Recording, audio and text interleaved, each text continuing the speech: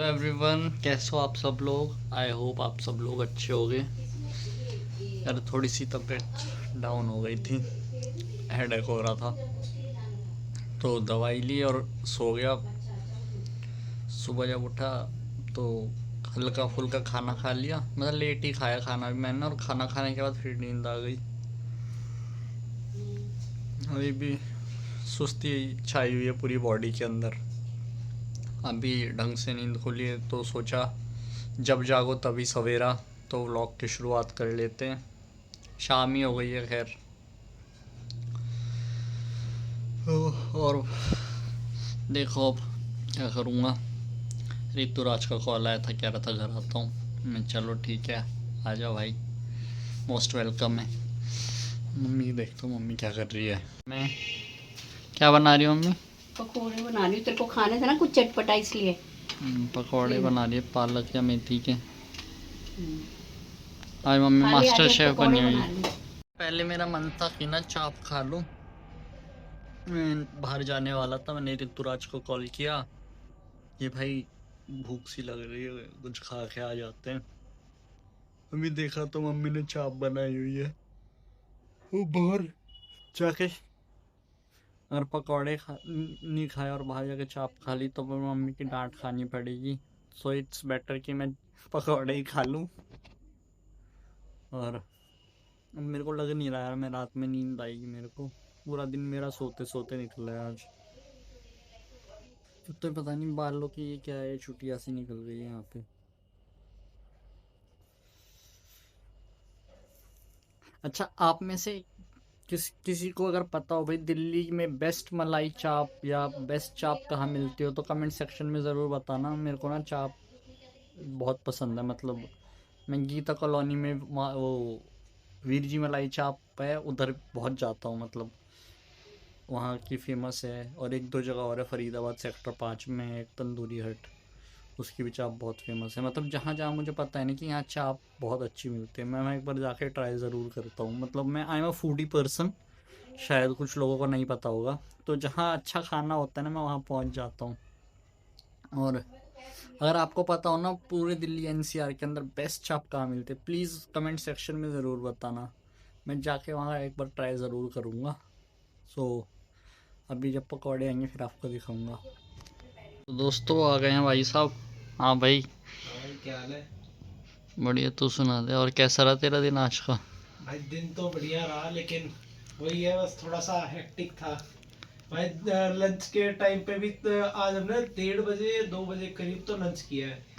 काम इतना सारा है, डाटा जो किया हुआ पहले का वो देना रहता है, इस चक्कर में काफी ज्यादा अच्छा, हेक्टिक रहता है दिन। तो ऐसी मजदूरी छोड़ देना या तेरे को रोटी खाने का भी टाइम नहीं देते? नहीं, फिर उसके बाद 3 बजे तक लंच भी तो देते हैं ना भाई। ऐसे हाथ पे हाथ रख के शर्मा क्यों रहा है तू? ऐसे क्या भाई मैं अपने ब्लॉग में तो आया हूं, लेकिन दूसरों के ब्लॉग में बहुत कम आया हूं ना, इस वजह से तेरे शर्मा रहा है। ऐसे ही है भाई। सही और है। क्या चल रहा है फिर? बस ठीक है भाई, चाप लेने नहीं जा सकते, क्यों? मम्मी पकौड़े बना रही है। अच्छा, हाँ, चल कोई पकौड़े नहीं, फिर खा कल लेंगे कल चलेंगे। हम, बाद में देखते हैं। पकौड़े ले आई मम्मी। टेबल टेबल उठा के लिया ना। अरे ठीक है आंटी, कोई दिक्कत नहीं है, हमारी बातचीत है। अरे मुझे तेरे को डांटना भी तो है अभी, किस चीज के लिए बताओ? वो भी बताऊंगी। पहले खिला पिला के डांटूंगी। पहले बकरे को हलाल करने से पहले खिलाते पिलाते हैं ना, तो तेरे को भाई पहले खिलाएंगे पिलाएंगे फिर समझ नहीं आ हलाल रहा मैंने करेंगे। गलती क्या करी जो डांट सुन रहा है। तभी देख लिए तो। कौन?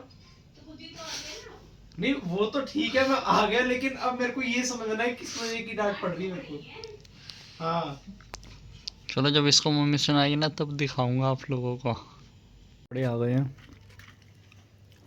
मस्त पकौड़े हैं।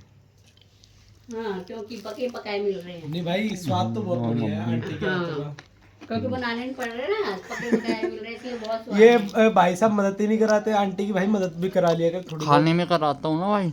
भाई खाने से पहले की जो मदद होती है वो करानी होती है, खाने में तो हर कोई कराता है। खाने में तो पड़ोसी को बुला लेंगे, वो भी कर देगा। हाँ नहीं लेकिन मदद वैसी नहीं, वाली मैंने एक करना। दो बार बहुत कोशिश करी यार मदद कराने की, ऐसी बात नहीं। मैं एक काम करता हूँ तो उसके चार फैल जाते हैं, तो मम्मी बोलती तू रहने दे, तू तो एक कम से करते कम चार फैला। एक कर तो सही पहले, करा फैला हुआ था तो ना, करा बाद में था। चपेटेगा। भाई एक काम करेगा, मेरे लिए रसोई फैलाएगा, मेरा काम ही बढ़ेगा। छोड़ तू तो रहने खुद ही दे, मना तू कर दिया है, मैं तो को अपनी तरफ से पूरी कोशिश करता हूँ ना। जहाँ एक बर्तन होना वहाँ 4 बर्तन कर देगा। बस अब आंटी फिर अगर ऐसा कर रहा है ना तो इसका मतलब इसकी शादी करो पहले, तो तभी तभी कंट्रोल में आएगा भाई। अपने गांव से कोई लड़की ढूंढ के ले आ। भाई यही ढूंढ देंगे ना अच्छी सी, गाँव जाने की क्या जरूरत है। ठीक है, शादी अपने ऑफिस में देख लियो कोई हो तो। देखूंगा, जरूर बताऊंगा। ठीक। वैसे तो अभी सारी की सारी हर दिन की शादी हो रखी है पहले से। तो दोस्तों, आज का व्लॉग हम एक स्टोरी के साथ ख़त्म करेंगे। तो कहते हैं ना कि जो खोया उसका गम नहीं, जो पाया वो किसी से कम नहीं। तो एक बार एक बहुत बड़ा बिजनेसमैन अपनी फॉरेन ट्रिप से वापस अपने घर जा रहा होता है। तो जैसे ही एयरपोर्ट से कैब करता है, अपने घर के पास पहुंचता है, तो देखता है कि उसका जो घर है, जो उसने इतने सालों से मेहनत करके बनाया, वो जल रहा है। वो फटाफट कैब वाले को जैसे तैसे करके पैसे देता है और उसे भेजता है। और अपने घर को जलता हुआ देख कर ना वो बहुत रोने लग जाता है। तो उसे इतना परेशान देखकर उसके जो बड़ा बेटा होता है वो उसके पास आता है और कहता है, पापा आप इतना परेशान मत हो। बोलता है, कैसे परेशान ना हो, मेरी मेहनत की कमाई, मेरे पूरी ज़िंदगी भर जो पैसा जोड़ा, इस घर को बनवाया, वो मेरे सामने जल रहा है। मेरी सारी मेहनत मेरे सामने जल रही है, मैं कैसे ना परेशान हूँ। वो पूछते हैं अपने बेटे से, तूने फाइबर गेट वालों को फ़ोन किया? तो बोलता है, हाँ मैंने सबको फ़ोन कर दिया, पर आप टेंशन मत लो, इस घर का आपके आने से पहले मैं सौदा कर चुका हूँ, अब ये घर हमारा नहीं है, ये किसी और का है। तो एक लंबी सांस लेता है और फिर सोचता है, हाँ किस बात की परेशानी, ये घर तो बिक चुका है और ये हमारा नहीं है। तो नॉर्मल हो जाता है इतनी देर में। उसके बाद वो भी ऐसे ही देख रहा होता है जैसे एक नॉर्मल उसके आस पड़ोस वाले लोग देख रहे हैं, एक दर्शक की तरह। अब उसको कोई टेंशन नहीं होती, एकदम वो नॉर्मल हो चुका होता है। इतनी देर में उसका ना छोटा बेटा जो है ऑफिस से आता है। वो भी परेशान हो जाते, कहता है, पापा हमारा घर जल रहा है, हमारा सब कुछ खत्म हो गया। तो उसके पापा नॉर्मली बोलते, बेटा परेशान होने वाली बात नहीं है, ये घर अब हमारा नहीं है, इसका सौदा हो चुका है। बोलते, पापा मुझे पता है इसका सौदा हो चुका है, लेकिन जो पेमेंट है ना घर की वो अभी तक नहीं आई है, इसका मतलब ये घर अभी भी हमारा ही है। तो वो बिजनेसमैन ना फिर से परेशान हो जाता है और फूट फूट के रोना लग जाता है। तो देखा जाए तो दोनों चीज सेम थी, है ना, बस परिस्थितियां बदली थी। एक में उस बिजनेसमैन को पता होता है कि वो घर उसका है, और एक सिचुएशन में उसे ये पता होता है कि ये घर बिक चुका है। यानी जो उसको दुख है ना वो सिर्फ अटैचमेंट का है। तो हमें जिंदगी में जितने भी दुख है ना, मोस्टली वो सिर्फ अटैचमेंट के ही दुख हैं। कहते हैं ना, ज्यादा करीब किसी भी चीज के जाओगे तो आपको उस चीज से दूर होने की तकलीफ भी उतनी ही ज्यादा होगी। तो कोशिश कीजिए बहुत ज़्यादा अटैच्ड किसी से भी ना हो, चाहे वो मेटेरियलिस्टिक चीज़ें हों, चाहे कोई भी हो, वरना उतना ही तकलीफ आपको उस चीज़ से दूर जाने में भी होगी। क्योंकि कहते हैं ना, जो पास है, जो दूर है वो ख्वाब है, जो पास है वो लाजवाब है। ये स्टोरी भी मैंने यूट्यूब पे ही सुनी थी किसी से, तो सोचा आप लोगों के साथ भी शेयर करूं। तो बहुत ज़्यादा अटैच्ड किसी भी चीज़ से मत होइए, है ना, लाइफ को फ्लो के साथ जियो। उससे क्या होगा, आपको ज़िंदगी जीने का भी मज़ा आएगा, है ना। तो आज के लिए ये ब्लॉग यहीं तक रहेगा। अपना ख्याल रखिए, अपनी फैमिली का ख्याल रखिए। कमेंट सेक्शन में बताना ये स्टोरीज़ मेरी कैसी लगती है आपको, क्या मैं रोज़ कोई ना कोई स्टोरीज़ आपको सुनाऊं।